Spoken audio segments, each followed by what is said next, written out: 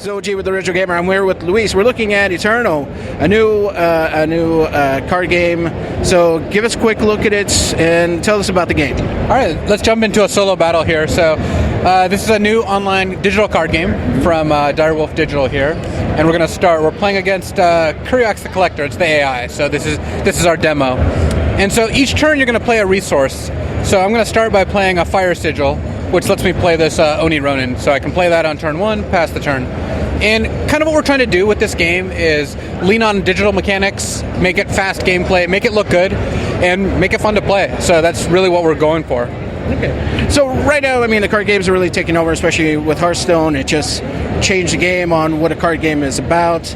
So the uniqueness of this one, I was playing, it's the fact that it adds a different set of strategy to it, in that you don't actually attack other cards.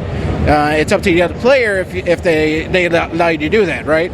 Yeah, so like you said, Hearthstone did change a lot of how games are perceived. Like, we're trying to make a video game. We're not necessarily just trying to make a card game. Right. We want a game that looks and plays like a video game, and there's a lot of different ways to accomplish that. So we're looking for a good depth of gameplay. Like you said, you attack the enemy player, and they choose if they want to block or not. So combat ends up being fairly complex. Yeah. And how complex is the card variety? I mean, is it just buffs and attacks? I mean, how far deep does it go when it comes to the strategy of the different cards that you get? So the strategy in the game is very complex because we're going to have over 400 cards in our first set. Okay. We're going to have a wide variety of types of cards. We're going to have, like you said, there are buffs, there are units, but there's also weapons, there's also spells.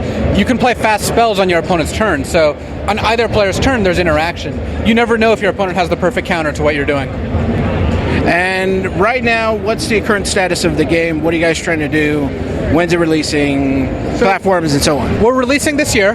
We're going into open beta pretty soon here. We're taking signups now. We're hoping the next couple weeks, maybe next month or so.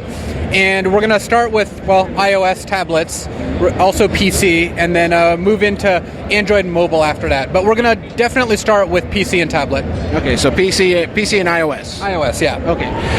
How is the future going to be for? I mean, you have 400 cards right now. I'm sure that's going to be very complex. But what are you planning for the future? Are you going to do PAX? Are you trying to just do regular DLC?